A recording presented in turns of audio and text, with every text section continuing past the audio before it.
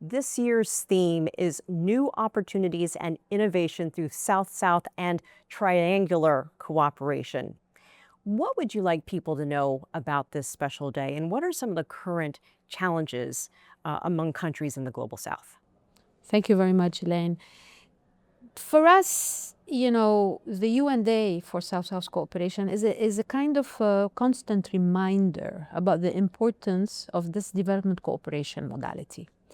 And for this year's themes, we focused on innovation because we believe that innovations from the countries of the South are not only existing, but they are growing and they are extremely important.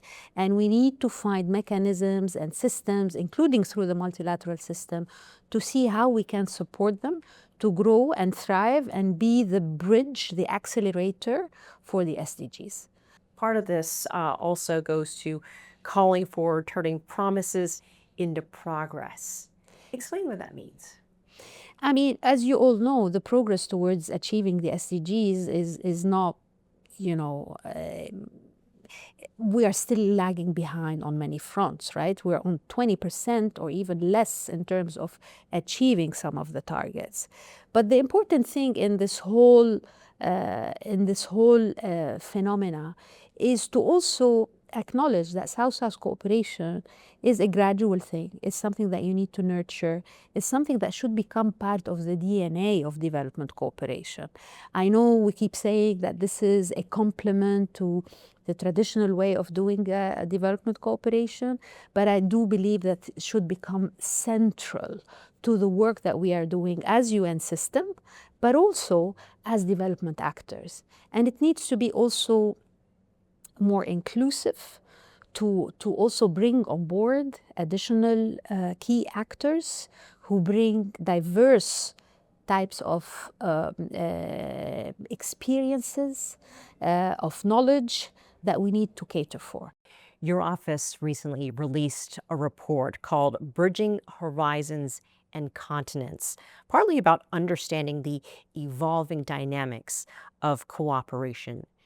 What does that mean, and what were some of the key takeaways of that report? The difference with this report, it was developed independently, and it really looked at how the spirit of Bandung and the spirit of South-South cooperation has grown over the years, and most importantly, what's the foresight for that?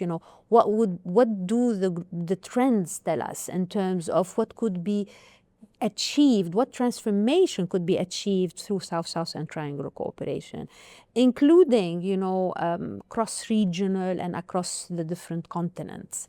And what this report also brings is also different dimensions and the voices of the youth. The youth are more than 60% of the demographic profile of the countries of the South, and it was also very important for us to bring this dimension and to also bring forward their aspiration in terms of not only their understanding, but where do they see the opportunities. You mentioned the future. I mean, this is also about the young people and their involvement in this. Yes, indeed.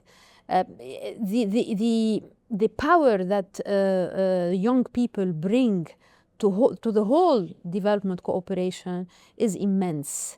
The potential for innovation is also immense, and that's something that us as a multilateral system, we need to further encourage and to see how we can bring the best out of it and engage them meaningfully. And I think this is what the young people have been asking for, the meaningful engagement, not only to say youth have been, need to be engaged, is how are you going to engage us?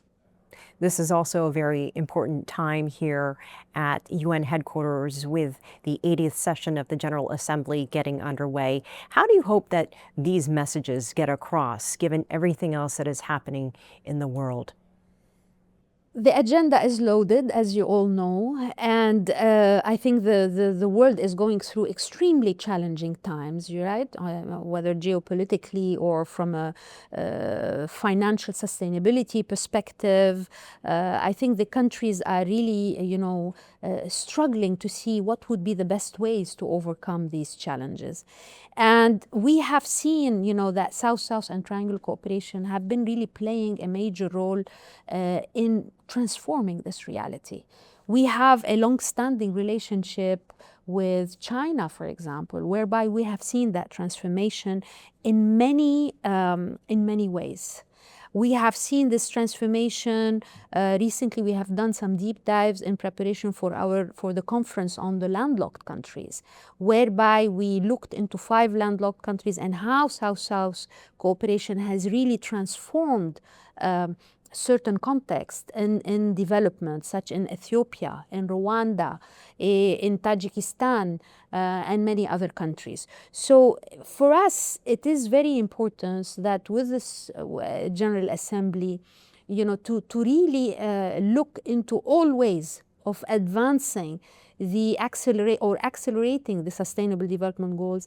And I believe that South-South and Triangle cooperation would be key accelerators. They need to be also put at the center of the work of the UN system as part of their partnership strategy.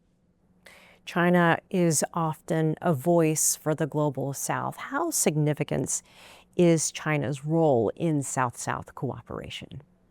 It's part of the DNA of the development cooperation that China is supporting.